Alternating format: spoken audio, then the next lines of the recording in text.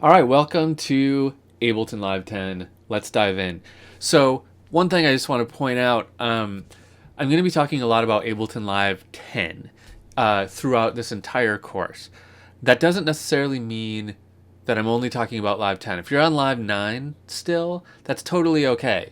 I'm going to point out new things in Live 10 as we get to them, but this is really a general Ableton Live class. Everyone's excited right now about the new Live 10, so I'll point out some of those things as they come back. But if you're on any version of Live, this class will be totally accessible to you. The stuff that is new to Live 10, I'll probably point out everything that's new to Live 10. So that stuff you won't have if you're not in Live 10. If you're in Live 9, you'll need to upgrade, but you're going to want to upgrade because you're going to see all this cool stuff that's in Live 10. So let's dive in. So when you open Live for the first time, this is probably what you see. You might have a session in here, but this is basically the outline of the program.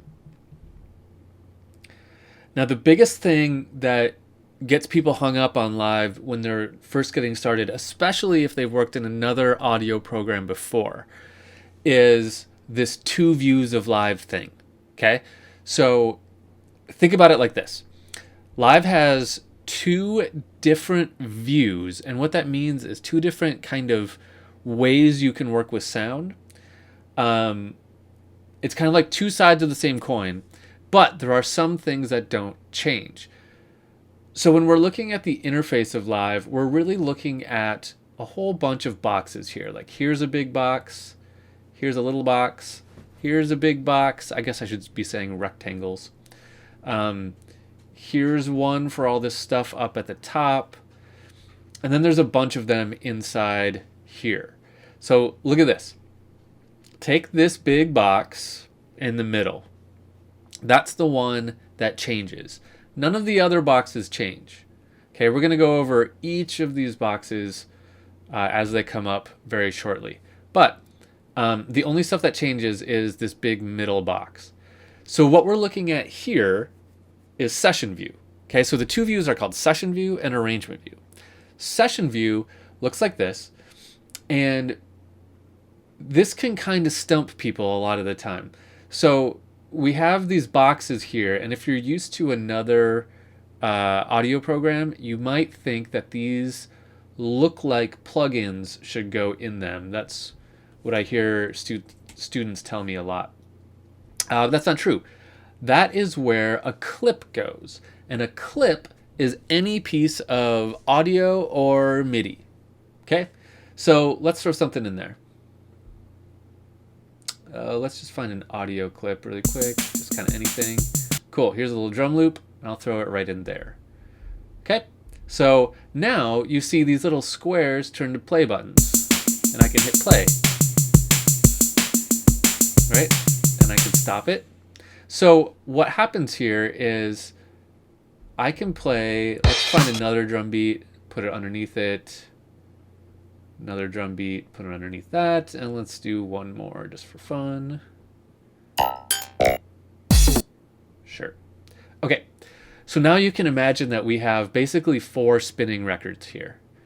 All 4 of these are playing, or all 4 of these can be played just in sequence.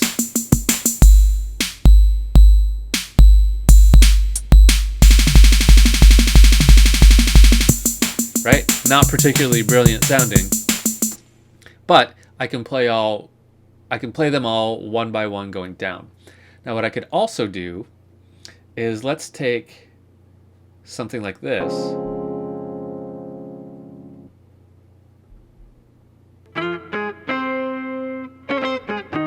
Okay, here's a little guitar sample. Let's put that over here.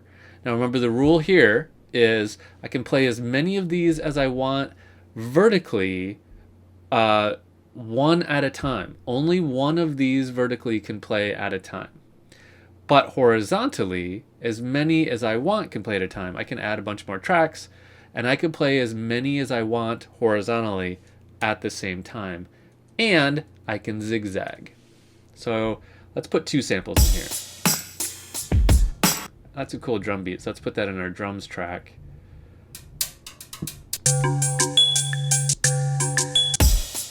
Kind of want something melodic here.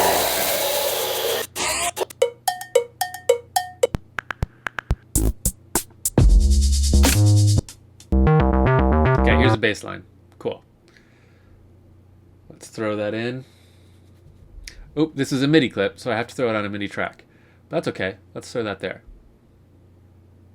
Okay, so don't worry about the stuff that happened down here for now. We'll come back to that. I just want to focus on up here.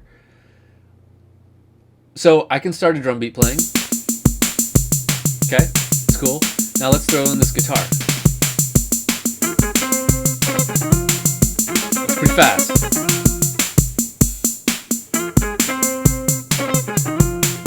Okay, now let's throw in this bass line. Let's turn the volume down on it. Let's switch the beat.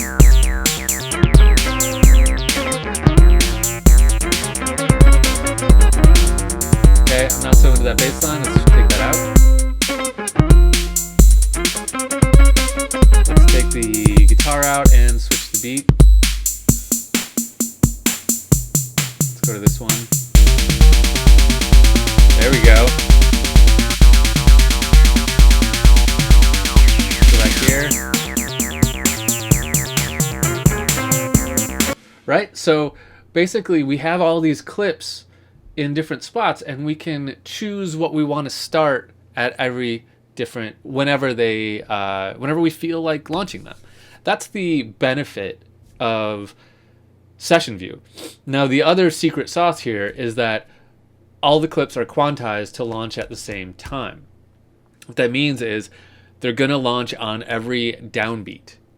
It was hard to hear in this example because I'm going kind of fast, but if I slow it down. Okay, let's stop that guitar wall. Okay, now here comes the downbeat. You see when it's blinking like this, that means it's waiting for the downbeat, right? I caught it right on the downbeat there. This is going to go on until I click something else. Let's go back here. Now we're waiting for the next downbeat. Waiting, launch. So everything waits for the next downbeat so that everything stays in sync. It's great.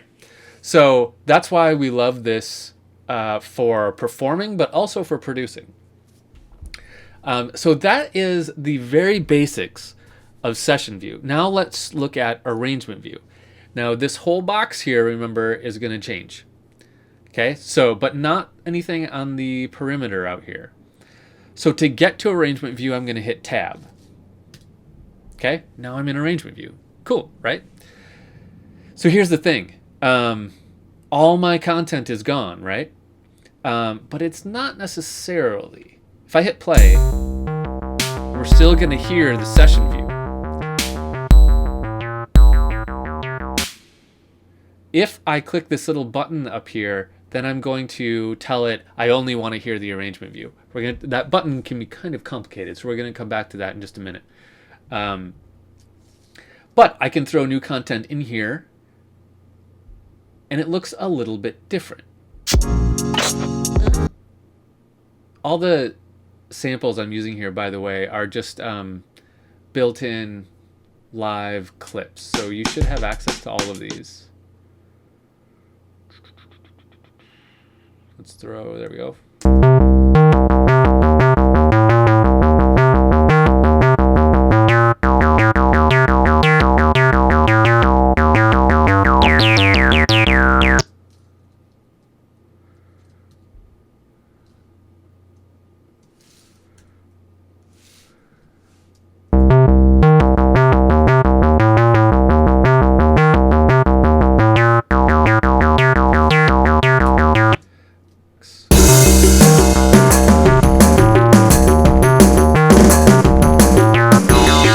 See, but what we have here now in Arrangement View is we have a more traditional timeline. If you're familiar with any other kind of audio program or even notated music, like sheet music, this will be pretty familiar to you, right? We have tracks, and we have bits of audio. We can put more stuff on audio. And build our track this way if we want. I'm just converted that to a MIDI track, and that's totally okay. Okay, so we can set up loops to keep going if we want. This is the traditional way that you do music. But when we go over to session view, what we have here is the absence of a timeline, right? So we're just going to play stuff as we want, and then we can record it to the session, to the arrangement view, but they're kind of independent. So one last thing about this. The thing that can get a little confusing to people is that session view and arrangement view share a mixer. So like down here, check this out. Here's my first track called Kellytown. I'm going to turn the volume almost all the way down. Okay. Now if I go over to arrangement view and look at the volume, this is the volume. It's almost all the way down, right? I can have totally separate sounds on it, but the mixer stays the same. So session view and arrangement view are separate content-wise, but they share a mixer. That's the thing to remember. Okay, so this is just kind of a big overview, right, of the two different views of Live, because that's where I see most people when they open it for the first time, they're like, what the heck is this? So let's dive in to each of those in the next few videos and dig a little bit deeper into how they work. Let's start with arrangement view.